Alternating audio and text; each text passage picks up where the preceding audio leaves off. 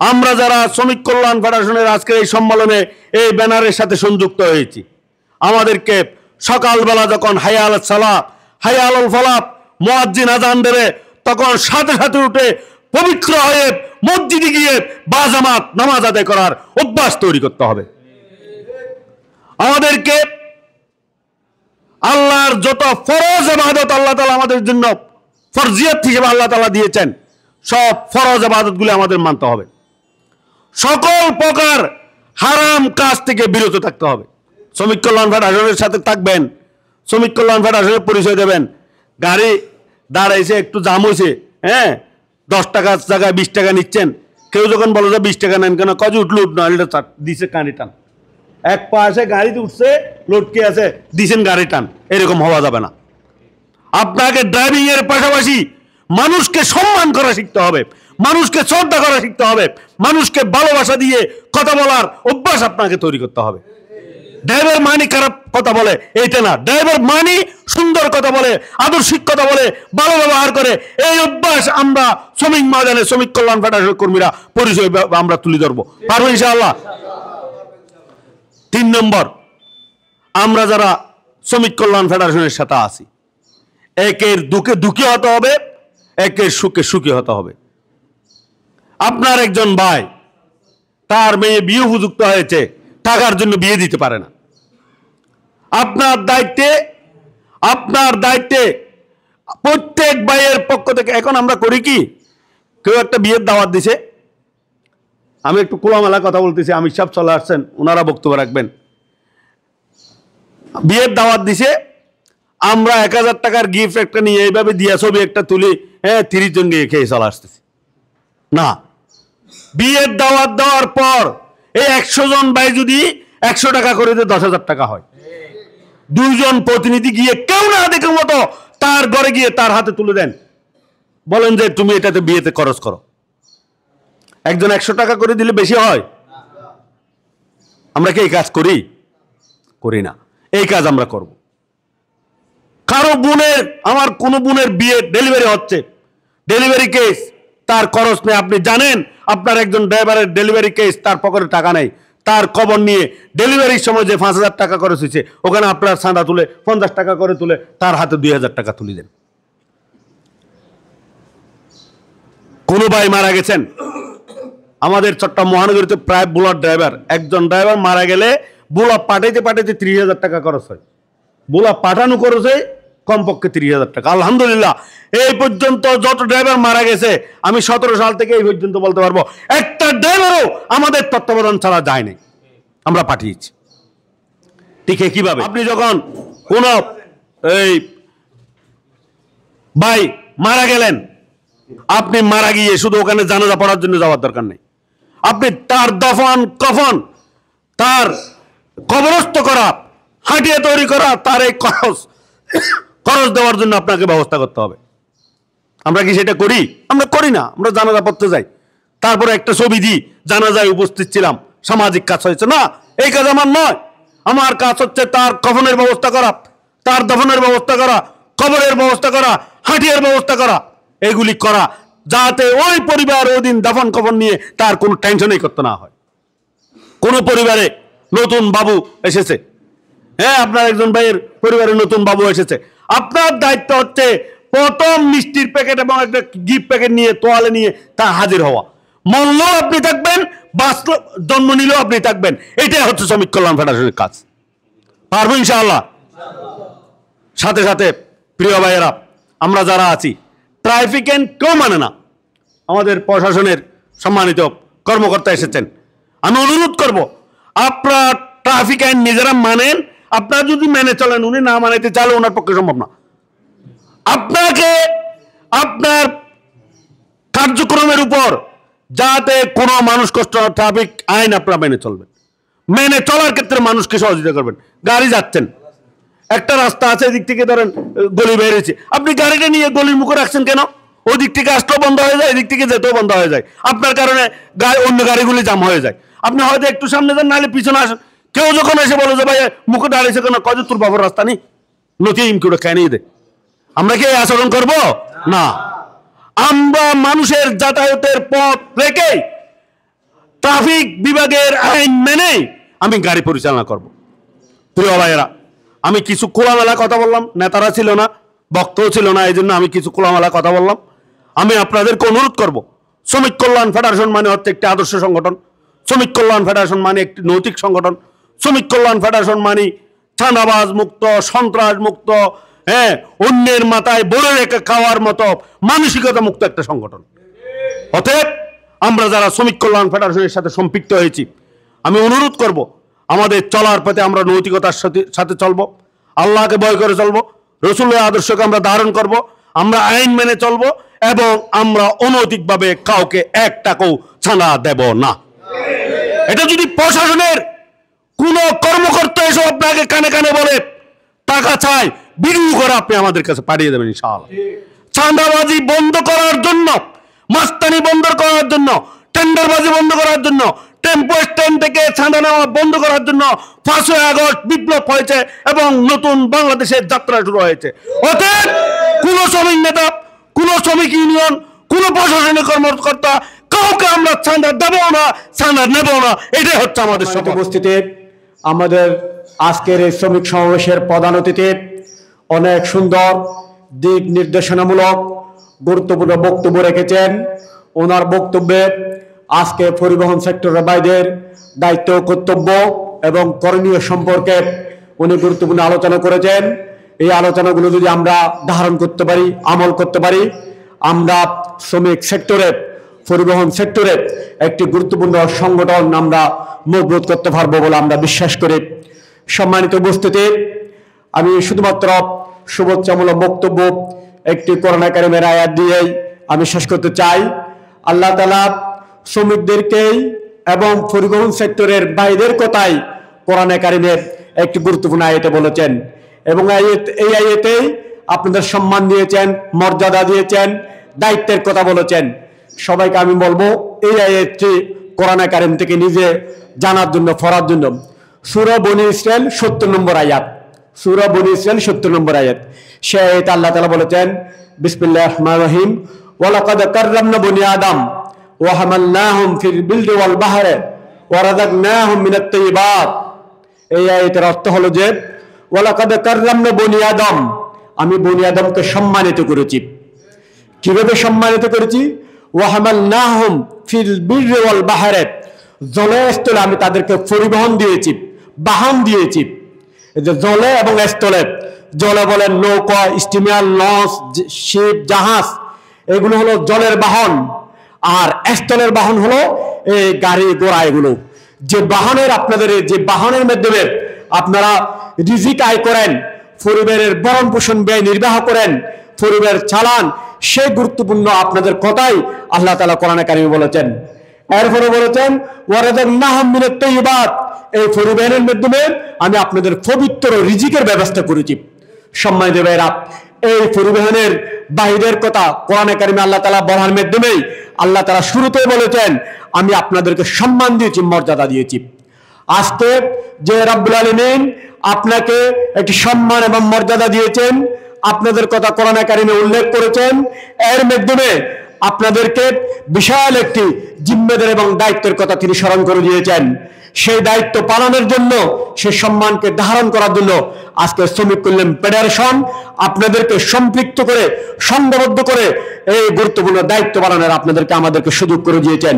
তাই সম্মানিত ভাইরা, আমাদের সবচাইতে বড় এবং গুরুত্বপূর্ণ দায়িত্ব হলো এই আল্লাহ যে সম্মান দিয়েছেন, সেই সম্মানের আলোকে আমরা আমাদের নিজেদেরকে পরিচালিত করা।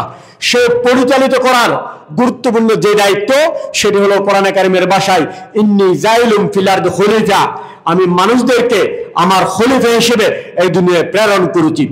যে খলিফার দায়িত্ব, খেলাফতের দায়িত্ব এবং ইসলামের আলোকে নিজেদেরকে পরিচালনা করার সুন্দর দায়িত্ব পালনের সংগঠন হলো শ্রমিক ভাইদের জন্য শ্রমিক কল্যাণ ফেডারেশন। তা আমি ভাইদেরকে বলবো শ্রমিক কল্যাণকে জানতে হবে, ইসলামকে জানতে হবে, আমাদের মেধাকে আরো বেশি সংরক্ষণ করতে হবে, ইসলামের মৌলিক বিধিবিধান জানানোর মাধ্যমে আমাদের সৎ হতে হবে, দক্ষ হতে হবে। আমাদের উপযুক্ত গুণাবলী অর্জন যদি আমরা করতে পারি তাহলে শ্রমিক কল্যাণের দায়িত্ব আমরা পালন করতে পারবো। তাহলে পরিবহন সেক্টরকে একটি দুর্নীতিমুক্ত, অনিয়মমুক্ত, মানুষের সেবাকারী একটি প্রতিষ্ঠান হিসেবে আমরা তৈরি করতে পারবো। এই দায়িত্ব আজকে শ্রমিক কল্যাণ ফেডারেশন নতুন প্রতিনিধি সমাবেশ করার মাধ্যমে, কমিটি দেওয়ার মাধ্যমে আপনাদেরকে শ্রমিক কল্যাণ ফেডারেশনের পরিবহন সেক্টরে গুরুত্বপূর্ণ আজকে দায়িত্ব দেওয়া হবে।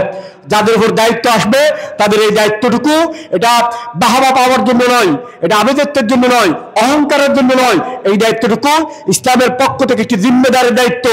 এই দায়িত্বটুকু একটি ইসলামের প্রতিনিধিত্বকারী দায়িত্ব, মানুষকে সেবা করার দায়িত্ব এবং একটি সৎ, অনিয়মমুক্ত একটি সুন্দর পরিবহন সেক্টর তৈরি করার একটি গুরুত্বপূর্ণ দায়িত্ব আজকে আপনাদেরকে দেওয়া হবে। সেই দায়িত্বটাকে আমানত মনে করে, জবাবদিহিতার কাজ মনে করে আপনারা আপনাদের পরিবহন সেক্টরকে, শ্রমিক কল্যাণের কাজকে অনেক বেশি মজবুত করবেন, নিয়মিতভাবে এই গুরুত্বপূর্ণ কাজের সাথে সম্পৃক্ত থাকবেন। সে আহ্বান রেখেই আমরা আপনাদের প্রতি কৃতজ্ঞতা জানিয়ে আজকে যে সম্মানিত নেতৃবৃন্দ এসেছেন তাদেরকেও ধন্যবাদ জানিয়ে দোয়া কামনা করে আমার সংক্ষিপ্ত শুভেচ্ছামূলক বক্তব্য এখানে শেষ করলাম। মহাসড়কে নিরাপত্তা, দুর্ঘটনা রোধকল্পে কাজ করা হচ্ছে আমাদের দায়িত্ব। এই যে আপনারা জানেন, বিশেষ করে এই আমাদের এই কক্সবাজার চট্টগ্রাম মহাসড়কটা অত্যন্ত ঝুঁকিপূর্ণ একটা সড়ক, যেহেতু এটা সিঙ্গেল রোড বলা চলে। হ্যাঁ, বড় গাড়ি দুইটা পাশাপাশি পাস হতে গেলে কিন্তু অনেক প্রবলেম হয়। তারপরে এখানে কিন্তু বাংলাদেশের ৬৬ জেলার মানুষ এই রাস্তা দিয়ে আসা যাওয়া করতে হয়। এই বাংলাদেশের তথা পৃথিবীর দীর্ঘতম যে সমুদ্র সৈকত কক্সবাজার দেখার জন্য মানুষজন আসে। আর হচ্ছে কি এই রাস্তাতে অসংখ্য বাঁক, তাই না? আপনারা দেখেছেন। এই কারণে এই রাস্তা সম্পর্কে অপরিচিত হওয়ার কারণে মানুষজন এখানে এসে দুর্ঘটনার শিকার হচ্ছে। ঈদের দিনে আমাদের এখানে দুটা বাস এবং মিনি বাস, একটা সৌদিয়া পরিবহন আরেকটা হচ্ছে মিনি বাস, দুর্ঘটনার শিকার হয়ে কিন্তু 5 জন মারা গেছে। এটা দেখছেন না? আর তারপরের দিনই মনে করেন এখানে আরেকটা দুর্ঘটনা, যেখানে 11 জন মানুষ মারা গেছে, দুটা পরিবার শেষ এবং ইভেন ড্রাইভাররাও মারা গেছে। তো আমি যেটা বলতে চাই, এখানে কিন্তু ধরেন যে দুর্ঘটনার জন্য এই ড্রাইভাররাও কিন্তু দায়ী। বুঝতে পারছেন? বলে কিভাবে দায়ী? প্রথম যে দুর্ঘটনাটা ঘটলো বাস এবং মিনি বাস, এখানে হচ্ছে যে মিনি বাসটা যে চালিয়েছে এই নিজেই নাকি ওই গাড়ির মালিক এবং তার কোনো ড্রাইভিং লাইসেন্স নাই। সে হয়তো গাড়ি চালাইতে পারে, তো সে কি করছে, আমাদের লোহাগড়া সাতকানিয়ার কিছু কাজ করে উকিয়া কোট বাজারে ওখানকার কিছু প্যাসেঞ্জার বা ওখানে দোকানের শ্রমিক কিছু পাইছে, ওরা হয়তো বলতেছে আমাদেরকে একটু আগায় দিয়ে আসতে পারলে আমরা ভাড়া তারা দিব, এরকম। তো উনিও এই জন্য ঈদের দিন একদম সকালে রওনা দিয়েছে আমাদের এদিকে এগুলোর লোকগুলোর পৌঁছায় দেওয়ার জন্য। তারপরে যাত্রীদেরও একটা তাগাদা থাকে, বা একটু তাড়াতাড়ি গেলে নামাজটা পড়তে পারবো, সকালবেলা ঈদের নামাজ পড়তে পারবো। এই কারণে সেও মনে করেন কি এই একটু দ্রুত চালিয়েছে। এই কারণে একদিকে হলো তার ড্রাইভিং লাইসেন্স নাই, আরেক দিকে হলো এই রোড সম্পর্কে তার একটু ধারণা কম, সেই কারণে কিন্তু এই দুর্ঘটনাটা সংঘটিত হয়েছে, তাই না? তারপরে হচ্ছে কি ঈদের দিনে রাস্তা থাকে একটু ফ্রি থাকলে স্বাভাবিকভাবে ড্রাইভাররা একটু জোরে চালানোর একটা টেন্ডেন্সি থাকে, তাই না? এটা হলো প্রথম দুর্ঘটনার কারণ। দ্বিতীয় আমাদের যে দুর্ঘটনাটা হলো এটা রিলাক্স পরিবহনের সাথে একটা মাইক্রোবাসের দুর্ঘটনা। যে রিলাক্স পরিবহন বাসটা এটাও সেই ঢাকা থেকে আসছে, আর মাইক্রোটাও কিন্তু ঢাকা থেকে আসতেছে। রিলাক্স পরিবহনের বাসটা যেটা আমরা তথ্য নিয়ে জানতে পারলাম, এই রিলাক্স পরিবহনটাও যে একদম বড় পয়সাওয়ালা লোক মালিক এরকম না। যে মালিক সে ওই বাসেরই সুপারভাইজার করে, এবং ঈদের পর দিন সে যখন একটা কক্সবাজারে ভাড়া পাইছে তখন সে তার যে রেগুলার ড্রাইভার ছিল, ড্রাইভার বলতেছে ভাই আজকে আমার ওয়াইফ খুব অসুস্থ, আমি আজকে যাইতে পারবো না, আমি গাড়ি চালাইতে পারবো না। তখন মালিক কি করলো, তার পরিচিত এক লোকরে বললো ভাই একটা কক্সবাজারের ভাড়া পাইছি, একটা যদি ড্রাইভার ঠিক করে দিতেন, এরকম হলো।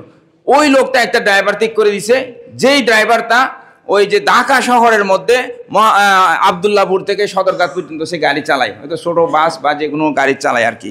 তো সেই হিসাবে এই রাস্তা সম্পর্কে কিন্তু তারও কিন্তু ধারণা কম, তাই না? তারপরে হচ্ছে কি ওই গাড়িটা হচ্ছে কি মনে করেন এটা বড় গাড়ি চালানো আর একটা লেগুনা চালানো কিন্তু সমান না, বা একটা মিনি বাস চালানো কিন্তু সমান না, বা সিটিতে গাড়ি চালানো আর আমাদের কক্সবাজারের মতো বিপজ্জনক রাস্তায় গাড়ি চালানো কিন্তু এক না। এক তো এই কারণে দেখেন সে তারপরেও আসছে, কিন্তু যাত্রীগুলো নামাই দিছে কলাতুলি মোড়ে, আবার সে রিটার্ন করতেছে গাড়ি নিয়ে, বুঝছেন? মনে করেন 5টা বা 5:30 বাজে নামাই দিছে, আবার রিটার্ন করতে গিয়ে এখানে এসে যে দুর্ঘটনা পতিত হলো আমাদের যে জাঙ্গালিয়ায়, ঠিক আছে? তো একটি দুর্ঘটনা কিন্তু সারা জীবনের কান্না বয়ে বেড়াইতে হয়। যে পরিবারগুলো শেষ হয়ে যায় বা যারা দুর্ঘটনার শিকার হয়, আমি এই যে এই লোকটারে চিন্তাছি, এই যে এই লোকটা কয়েকদিন আগে অ্যাক্সিডেন্টে পড়ে হাত ভেঙে গেছে, এখনো হাত ঠিক হয় নাই। এই দুর্ঘটনা কিন্তু বেয়ে বেড়াচ্ছে, আমি তারা দেখে চিনছি। হ্যাঁ, ওই যে তারা কিন্তু অ্যাক্সিডেন্ট করে তারা মীমাংসা হয়েছিল, তার সিএনজিটা মনে হয় একদম এই হয়ে গেছিলো না, আপনার গাড়িটা মেশাকার হয়ে গেছে, এর গাড়িটা লেগুনা গাড়ি মেশাকার হয়ে গেছিলো গাড়িটা। তো এই জন্য বলতে চাচ্ছি যে এই যে দুর্ঘটনা রোধকল্পে আপনাদেরকে সকলকে কিন্তু সচেতন হতে হবে। বিশেষ করে আপনারা জানেন আমাদের যে এই কক্সবাজার চট্টগ্রাম মহাসড়কে অসংখ্য সিএনজি চলাফেরা করে। আমি আজকে নির্দ্বিধায় বলতে পারি, এখানে হয়তো আপনারা রেকর্ড করেন বা যাই করেন, 100 জনের মধ্যে আমি মনে করি 90 জনের কোনো ড্রাইভিং লাইসেন্স নাই। বুঝছেন না বুঝেন নাই? ড্রাইভিং লাইসেন্স নাই, গাড়ি চলতেছে। এখন আমরা যদি আইন প্রয়োগ করতে যাই, এখন আপনারা জানেন অনেকেই কিন্তু আইন মানতে চায় না, অনেকেই সুপারিশ করে, বা এটা আমার আত্মীয় বিভিন্ন রাজনৈতিক দলের পরিচয় দিয়ে হোক, যেভাবে হোক তদবির করে, বুঝছেন? আর আমাদেরকে বলে যে ভাই আপনারা কোনো কিছু করেন না, এই কারণে, বা যে অটো রিক্সা ধরেন না, সিএনজি ধরেন না, এই কারণে অ্যাক্সিডেন্টগুলো হয়। কিন্তু আমাদেরকে আইন প্রয়োগ করতে গেলে অনেক কিছু বাধার সম্মুখীন হতে হচ্ছে। এই জন্য আমি আপনাদের সকলের সর্বোচ্চ সহযোগিতা কামনা করি। আমরা এই রাস্তাটাকে যাতে দুর্ঘটনা রোধ করবে, নিরাপদে এই যে মহাসড়কে গাড়ি চালাতে পারি, আমি আপনাদের অবশ্যই সহযোগিতা কামনা করি। তো এখানে আমাদের মূল্যবান বক্তারা আছেন, আমিও 2-1 জনের বক্তব্য শুনেছি। সব কিছুর মধ্যে যে মাঝে মধ্যে গাড়ির পিছনে লেখা থাকে পৃথিবীর শ্রেষ্ঠ আদালত মানুষের বিবেক, এরকম লেখা থাকে না, কিছু খুব নৈতিক কথা লেখা থাকে কিন্তু, বুঝছেন? তো এই যে বিবেক, আসলে আমরা বিবেক দিয়ে কাজ করতে হবে, নিজের বিবেকের মাধ্যমে আমাদের বিচারটা করতে হবে। আমরা কিন্তু ধরেন বিচার সবই মানি, বুঝি, পরে বলি যে আমার তাল গাছটা আমার, সব কিছু মানি কিন্তু তাল গাছটা আমার, এরকম বলি না? তো আমি একটা কথা বলতে চাই, ইসলাম হচ্ছে শান্তির ধর্ম না? হযরত মুহাম্মদ সাল্লাল্লাহু আলাইহি ওয়াসাল্লাম কিন্তু ইসলাম ধর্মের প্রচারক। উনি কিন্তু দেখেন ইসলাম ধর্ম প্রচার করতে গিয়ে কিন্তু কাউকে জোর করে নাই, করেছেন? কাউকে কিন্তু জোর করেন নাই। উনার আদর্শে অনুপ্রাণিত হয়ে, উনার চলাফেরা চাল চলন, উনার আদর্শে অনুপ্রাণিত হয়ে কিন্তু মানুষ ইসলাম ধর্ম গ্রহণ করেছে, তাই না? এবং এই যে হযরত মুহাম্মদ সাল্লাল্লাহু আলাইহি ওয়াসাল্লাম উনার পবিত্র কোরআন হাদিসের মাধ্যমে যে নীতি বাক্যগুলো বলে গেছেন, একটা বাণীও কি আপনি বলতে পারবেন এটা ঠিক না? বলা যাবে? একটা বাণী কিন্তু মানুষের কল্যাণের জন্য বলে গেছেন, বুঝছেন নি? তার মধ্যে সবচেয়ে যে উল্লেখযোগ্য আমি যেটা বলতে চাই, এটা হচ্ছে হক, বুঝছেন? একজন আরেকজনের হক বিনষ্ট করা কিন্তু ইসলাম ধর্মের মধ্যে সবচেয়ে গুনাহ বলেন, অপরাধ বলেন, পাপ কাজ বলেন, সবচেয়ে গুরুত্বপূর্ণ যেটা হলো হক। একজন আরেকজনের হক বিনষ্ট করা যাবে না। কি বলছেন না বলে নাই? হ্যাঁ, তো এই যে হকটা যদি আমরা বিশ্লেষণ করি, হকটা হতে পারে মনে করেন স্ত্রীর হক, ভাইয়ের হক, বাপের হক, প্রতিবেশীর হক আছে না? প্রতিবেশী পাড়া, প্রতিবেশী সমাজের হক আছে না? তো আমরা কিন্তু এই হকটা যদি, মানুষের হক যদি বিনষ্ট না করি, তাহলে কিন্তু কারোর সাথে আমার কিন্তু কোনো ক্ল্যাশ হওয়ার কিন্তু সম্ভাবনা নাই বা কম। এইবেন দেখেন এই যে হযরত মুহাম্মদ সাল্লাল্লাহু আলাইহি ওয়াসাল্লাম যেটা বলে গেছেন, এই হক নিয়ে যেটা বলে গেছেন, আপনি ধরেন সব কিছু মাপ পাবেন, অপরাধ করে আল্লাহর কাছে যদি ক্ষমা চান হয়তো ক্ষমা পাবেন, কিন্তু একমাত্র বান্দার হক আল্লাহ মাফ করে দিবেন না। দিবেন? আপনি বান্দার হক বিনষ্ট করছেন, যতক্ষণ না বান্দা আপনাকে মাফ করে দিবে, ক্ষমা না করবে, ততক্ষণ কিন্তু আপনি ওই মাফ পাবেন না। পাবেন? কি বলছেন না বলে নাই? ইভেন এটা এত তুচ্ছ পরিমাণের কথা বলে গেছে, মনে করেন এই হকটা একদম সামান্য 1 বিঘত পরিমাণ যদিও সম্পত্তি হয়, এই হকটা আপনি বিনষ্ট করেছেন। এইটার কারণে আপনাকে কিয়ামতের ময়দানে বা পরকালে বিচারের সময় এটা হচ্ছে আপনার 7-8 আসমান পর্যন্ত যে এই সম্পত্তির পরিমাণ আপনার গলায় ঝুলিয়ে দেওয়া হবে। বলছেন না বলে নাই? বলছে না বলে নাই? বলছে। তো আমার হয়তো ভুল হইতে পারে, আমিও হয়তো কিছু জেনেছি বই পড়ে হোক যেভাবে হোক, ঠিক আছে। তো এই জন্য বললাম যে দেখেন ইসলামের মধ্যে এত এত গুণাবলীর কথা বলে দিয়ে গেছেন, আমরা যদি 100 ভাগের মধ্যে যদি 30 ভাগও যদি আমরা মানতে পারতাম, ইসলামের যে আদর্শগুলা 30 ভাগও যদি মানতে পারতাম, আজকে আমাদের মধ্যে কোনো কিছু থাকতো না, হানাহানি হতো না, আমাদের মধ্যে একে অপরের সাথে সৌহার্দ্যপূর্ণ মনোভাব থাকতো, ভালোবাসা থাকতো, দেশটা শান্তিতে ভরে যেত। যেতনি না যেত না? কি আমি কি ভুল বলেছি? যাক, আমি যদি ভুল বলে থাকি আপনারা এটা নিজ গুণে ক্ষমা সুন্দর দৃষ্টিতে দেখবেন। তো আমি ওই যে এক ভদ্রলোক এখানে বলে গেছেন, আপনারা অন্যায়ভাবে কাউরে কোনো চাঁদা দিবেন না। আপনাদেরকে যদি পুলিশ অন্যায়ভাবে কোনো হয়রানি করে, আমার পুলিশ হোক, হাইওয়ে পুলিশ হোক, জেলার যে পুলিশগুলো আছে, এরা যদি অন্যায়ভাবে আপনাকে হয়রানি করে, আপনারা নির্দ্বিধায় আমার কাছে চলে আসবেন।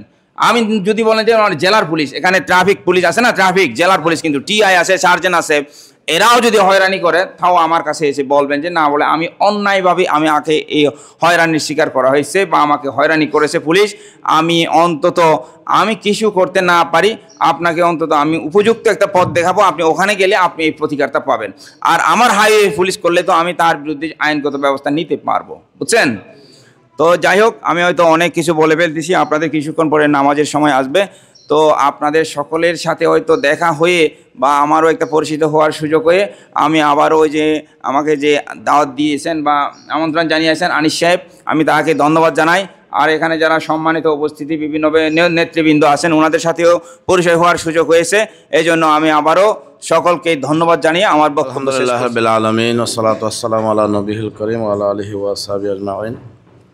বাংলাদেশ শ্রমিক কল্যাণ ফেডারেশন সাতকানিয়া উপজেলা কর্তৃক আয়োজিত পরিবহন সেক্টরের ফিকার বাইদেরকে নিয়ে আয়োজিত আজকের এই শ্রমিক সমাবেশের সম্মানিত সভাপতি, বিশিষ্ট সংগঠক, বিশিষ্ট সমাজসেবক, সকলের প্রিয় ব্যক্তিত্ব জনাব ডক্টর মোহাম্মদ ইউনুস সাহেব উপস্থিত রয়েছেন। আজকের বিশেষ অতিথি বাংলাদেশ জামাত ইসলামী সাতকানিয়া উপজেলার সম্মানিত সেক্রেটারি, সাবেক ছাত্রনেতা জনাব তারেক হোসেন ভাই উপস্থিত রয়েছেন। বাংলাদেশ জামাত ইসলামীর সাতকানিয়া উপজেলার সৌর কর্মকর্তা সদস্য, সমাজসেবক সম্পাদক, বিশিষ্ট সমাজসেবক জনাব রফিকুল ইসলাম উপস্থিত, সম্মানিত সঞ্চালক শ্রমিক কল্যাণ ফেডারেশনের সেক্রেটারি সাহেব জনাব মোহাম্মদ ইউনুস ইলিয়াস ভাই উপস্থিত, সম্মানিত দায়িত্বশীল ভাইয়েরা। আজকে বিশেষ অতিথি উপস্থিত রয়েছেন হাইওয়ে সেক্টর সমাজ প্রধান জনাব শুভ ভাই। সম্মানিত উপস্থিতি, আসসালামু আলাইকুম ওয়া রাহমাতুল্লাহি ওয়া বারাকাতুহু। মহান আল্লাহ সুবহানাহু ওয়া তাআলার দরবারে, শাহী দরবারে শুকরিয়া এবং কৃতজ্ঞতা প্রকাশ করছি, যিনি আমাদেরকে আজকে এই শ্রমিক ভাইদেরকে নিয়েই এই সমাবেশে উপস্থিত হওয়ার, মত বিনিময় করার, কথাবার্তা বলার সুযোগ করে দিয়েছেন, সুন্দর পরিবেশ যিনি দিয়েছেন, তার দরবারে শুকরিয়া আদায় করি। সবাই বলে আলহামদুলিল্লাহ। আলহামদুলিল্লাহ। দীর্ঘ কথা হয়েছে, আমাদের নেতৃবৃন্দগণ আপনারা পরামর্শ দিয়েছেন, নেতৃবৃন্দকে কথাবার্তা বলেছেন, একটা মত বিনিময়ের মাধ্যমে যেন আমরা সুন্দর একটা পরিবেশ পাই শ্রমিক সেক্টরে। এই বিশেষ করে আপনাদের এই যে পিকআপ যে পরিবহন সেক্টর রয়েছে, মানুষের জন্য সবচেয়ে বড় উপকারী এবং উপযুক্ত এবং মানুষের জন্য কাজে আসে বেশি সবচেয়ে শ্রমিক এই পরিবহন সেক্টর। সম্মানিত ভাইয়েরা, অনেক কথাবার্তা হয়েছে শৃঙ্খলার জন্য। আমাদের শুভ ভাই যেই সুন্দর কথাবার্তা বলেছেন, এগুলি আমরা আমল করি, আমাদের জন্য, জনগণের জন্য, আপনাদের জন্য, সর্বভাবে আমাদের দেশের জন্য অনেক উপকার আসবে। এগুলো আমরা সবাই আমল করবো তো ইনশাআল্লাহ। আমি দু একটি কথা বলবো, প্রথম প্রশাসনের উদ্দেশ্যে, এরপর আপনাদের উদ্দেশ্যে এবং সর্বোপরি সকলের উদ্দেশ্যে। প্রথমেই একটি কথা এসেছে যে আমাদের পরিবহন সেক্টরের অনেক ভাইদের, ড্রাইভার ভাইদের লাইসেন্স নেই। এটা আপনারা, আমি বেশি জানি না, আপনারা কদ্দূর জানেন, প্রায় 80-90% নাকি ড্রাইভারের কি লাইসেন্স নেই। এটা ঠিক কিনা, নাকি আরও কম? আচ্ছা, হতে পারে আরও কমাই ধরি, 60-70% লাইসেন্স না থাকে দেশটা চলবে কীভাবে? এই দেশ রোড ঘাট শৃঙ্খলা করার জন্য আমাদের আপনাদের সাহায্য সহযোগিতার মাধ্যমে, জনগণের ট্যাক্স কর সাহায্য, অন্যান্য সহযোগিতার মাধ্যমে তো দেশ চলবে। তাহলে শতকরা অর্ধেকে ধরেন, একেবারে 80-90% বাদ দেন, 50% ধরি, 50% যদি সে লাইসেন্স না থাকে, শৃঙ্খলা না মানে, তাহলে যদি অভিজ্ঞতা না হয়, যোগ্যতা সম্পন্ন না হয়, তাহলে আসলে কি এই দেশের মধ্যে শৃঙ্খলা আসার কোনো সুযোগ আছে? আপনি পরিবারে বলেন, আপনাদের ছেলে মেয়ে আছে, আমাদের ছেলে মেয়ে, প্রত্যেক পরিবারের ছেলে মেয়ে, স্ত্রী, পরিচয়, মা বাবা, ভাই বোন নাই, এদের যদি অর্ধেক কথা শুনে, অর্ধেক কথা শুনে না, অর্ধেক বাজার করতে গেলে অর্ধেক বাজার আনে, অর্ধেক বাজার নেই। হ্যাঁ, অর্ধেকের মধ্যে মনে করেন একজন ছেলে দুষ্টামি করে, আরেকজন ছেলে এদিকে যায়, আরেকজন সেদিকে যায়, সেই পরিবার কোনো শান্তি আসবে? সুতরাং আমরা সকল মানুষ এক পরিবারের মতো। শ্রমিক বলেন, সৌদাগর বলেন, ক্রেতা বলেন, বিক্রেতা বলেন, ফাসিন্দার বলেন, ড্রাইভার বলেন, প্রশাসন বলেন, আমরা বলি সকলে আমরা এক পরিবারের সন্তান হিসাবে যদি বাস করতে চাই, তাহলে আমাদের সমস্ত আইনশৃঙ্খলা মানতে হবে কিনা? মানতে হবে। আইনশৃঙ্খলা মানলে সব কিছু। এই জন্য আমি প্রশাসনের উদ্দেশ্যে বলতে চাই, এরা যে লাইসেন্স করতেছে না, শুধু আইন প্রয়োগ করলে লাইসেন্স হয় না। শুধু ধরো আইন প্রয়োগ করলাম, আপনি শতকরা অর্ধেক গাড়ি রেখে দেন, প্রশাসনে রেখে দেয়, জরিমানা করে, তাহলে এখানে বিশৃঙ্খলা হবে না? হবে। তাহলে আইন প্রয়োগ করার আগে যেটা করতে হবে, লাইসেন্স সহ ড্রাইভার লাইসেন্স, গাড়ি লাইসেন্স, এটা সহজ করে দিতে হবে। যাওয়া আসা মানে সহজে কীভাবে পেতে পারে, যেই জটিলতার কারণে, যেই গিয়ার কারণে হচ্ছে না, মানে এইটা যেন কীভাবে সহজে তারা পেতে পারে, কম করেছে, কম সময়ে যথাযথভাবে ব্যবস্থা সহজীকরণ করা হয়। কোনো কাজে সহজীকরণ করা হয়, তাহলে অবশ্যই নিতে কি হবে, তার আগ্রহী হবে। যদি একটা লাইসেন্স পেতে যদি মাসের পর মাস দৌড়াদৌড়ি করতে হয়, এখানে যাওয়া আসার সময়ের পর সময় ব্যয় করতে হয়, 1 দিন 2 দিন 5 দিন 10 দিন যেতে হয়, তাহলে আমাদের ভাই এটা ফেটে নাই। আজকে যদি বসে থাকে, লাইসেন্সে যদি দৌড়াদৌড়ি অফিসে যদি বসে থাকে, লাইন ধরে বসে থাকতে হয়, তাহলে এই ভাইয়েরা তো আজকে অফিস থাকতে হবে। আমাদের শ্রমিক ভাইয়েরা কম টাকা করে মানে পরিবার চালায়, যে এখানে যদি 2 দিন 5 দিন যদি একটা লাইসেন্স পাচ্ছে, সে 4-5 দিন ঘুরতে হয়, যেতে হয়, আসতে হয়, এই হয় সেই হয়, সব হয় না হয়, এরা বলে আর তাকে অসুবিধা নেই, এমনি এমনি চলতেছে তো। তাহলে লাইসেন্সগুলি যেন সহজে পাই। কিভাবে পাই? কম করেছে, যথাযথভাবে সাপোর্ট দিয়ে সহযোগী আপনারা যারা প্রশাসনের বাইরে আছেন, আপনারা সহযোগিতা করলে আমরাও সহযোগিতা করবো ইনশাল্লাহ। লাইসেন্সবিহীন কোনো গাড়ি চলতে পারবো না। এক সময়ে যদি শতকরা 80% যে লাইসেন্স হয়ে যায়, 20% তাহলে ধরতে পারেন, তাহলে এটাকে আইন প্রয়োগ করা যাবে। 80% বলে আইন প্রয়োগ করা যায় না, 20% আইন প্রয়োগ করা যায়। এই জন্য আমি প্রথমেই অনুরোধ করব, আমাদের ভাইয়েরা যেন সহজেই লাইসেন্স পায়, ড্রাইভিং লাইসেন্স বলেন, গাড়ির লাইসেন্স বলেন, একেবারে হয়রানির শিকার না হওয়ার। আপনারা করেন না হয়তো, বিভিন্ন সেক্টরে বিভিন্ন অফিসের উপরে আমার সব অফিসের একজন নিয়ন্ত্রণ করেন। আর এই জন্য আমাদেরকে ঊর্ধ্বতন কর্তৃপক্ষের কাছে আবেদন করতে হবে, বলতে হবে, যেতে হবে, তাদেরকে বুঝিয়ে বলতে হবে। যদি আপনারা যদি সে লাইসেন্স পাওয়ার জন্য সহজ করে না করেন, সহজে না করেন, লাইসেন্সের টাকা আসবে 5,000 টাকা, এখানে আরো 50,000 টাকা খরচ হয়ে যায়, গাঁড়ে কেন হবে? এটা না হয়ে যদি সহজীকরণ করা হয়, ইনশাআল্লাহ আমাদের কোনো ভাই লাইসেন্সবিহীন গাড়ি চালাবে না। 1 নম্বর প্রশাসনের উদ্দেশ্যে আমার এই কথাই। এরপরে এই শ্রমিক ভাইদের উদ্দেশ্যে আমার কথা হচ্ছে, সম্মানিত ভাইয়েরা, আমরা সকলেই এক পরিবারের সন্তান। আমি বললাম না, আমরা সকলেই আমানতদার, আপনিও আমানতদার, আমিও আমানতদার, কিন্তু ড্রাইভার ভাইদের আমানতদারিতা হচ্ছে মহান বড়, সবচেয়ে বড় ড্রাইভার ভাইদের আচরণ। কারণ মানুষ হচ্ছে আসল মখলুকাত, আর মানুষের জানের প্রাণের আমানতদার হচ্ছে ড্রাইভার। আপনার গাড়িতে 5 জন লোক উঠলে 5 জনের জানের আমানত, প্রাণের আমানত হচ্ছে আপনি। আপনার বাড়িতে বড় গাড়ি হলে যদি সে 50 জন গাড়িতে উঠে, সব মানুষের প্রাণের আমানতদার হচ্ছে একজন ড্রাইভার। আপনি যদি নিয়ম শৃঙ্খলা, ট্রাফিকের আইন, নিয়ম, রোডের আইন কানুন না মেনে আবেগ, রাগ, জাল, সময়কে তাড়াতাড়ি বাঁচার জন্য বেশি পারা হওয়ার জন্য দিচ্ছে, তাড়াতাড়ি মানে অথবা বেশি যে রাত্রেও গাড়ি চালায়, দিনেও গাড়ি চালায়, দিন 24 গাড়ি চালায়, টাকা টাকা টাকা, এরকম অনেকে করে, লোভ করে। যখন ঈদ আসে, যখন আসে, যখন পূজা আসে, গিয়ে আসে, মানে বেশি গিয়া হয়। তাহলে কেন আপনি না ঘুমিয়ে গাড়ি চালাবেন কেন? আপনারা না অনেকে আসে বলতেছি, এরকম হচ্ছে না ঘুমিয়ে গাড়ি চালায়, তাহলে অ্যাক্সিডেন্ট করবে না? মোবাইল করে গাড়ি চালায়। বাড়িতে কি হয়েছে, মানে স্ত্রীর সাথে, ভাইয়ের সাথে, বোনের সাথে, মায়ের সাথে অনেক ঝগড়া হয়েছে, এগুলি খানা দিছে। হ্যাঁ, আরে গেল দিয়ে হ্যাং করিয়ে নোয়াইয়ে, তেল নাই, মরিচ নাই, এই নাই সেই নাই, এই মোবাইল করে গাড়ি চালায়। মোবাইল করে গাড়ি চালায় অ্যাক্সিডেন্ট হবে না?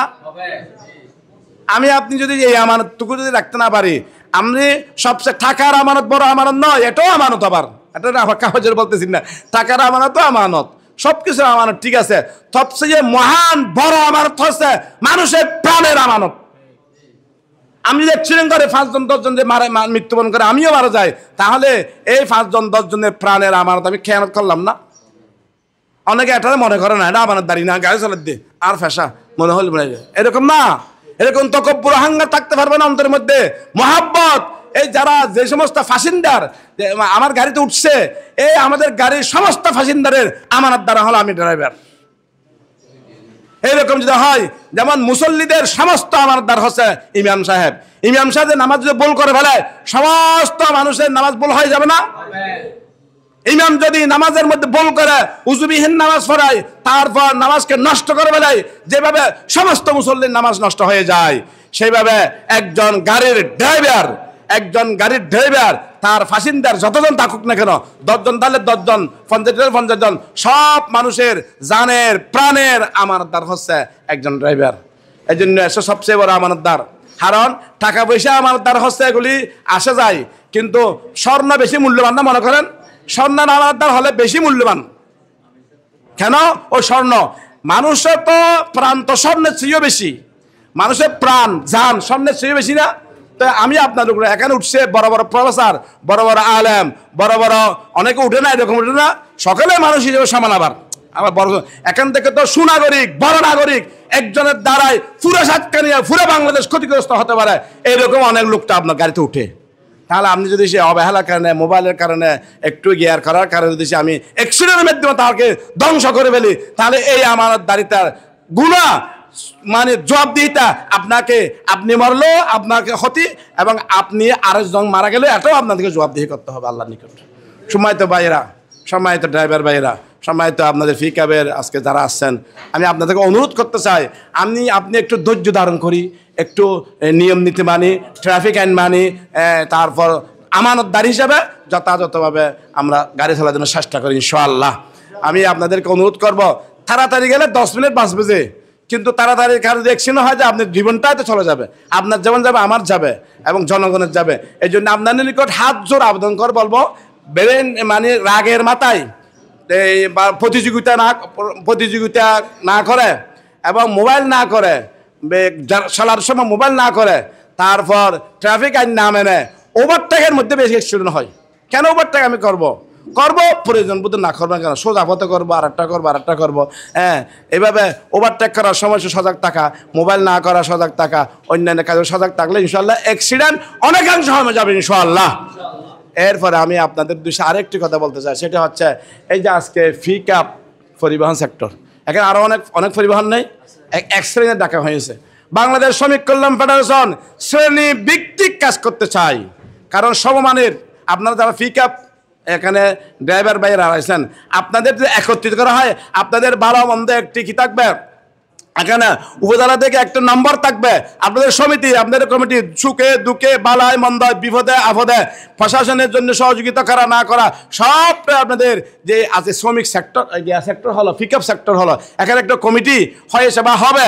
এটা নিয়ে যদি যে আমরা একটা কি করতে পারি, উপজেলার মধ্যে একটা নম্বর নিতে পারি, একটা রেজিস্টার করতে পারি, তাহলে এই রেজিস্টারের মাধ্যমে আমরা সকলে এক পরিবারের মাধ্যমে ইনশাআল্লাহ এখানে জীবনযাপন করব। এখানে আপনাদের বিপদ ফলে সাহায্য করা, সহযোগিতা করা একটি নেতৃবৃন্দ।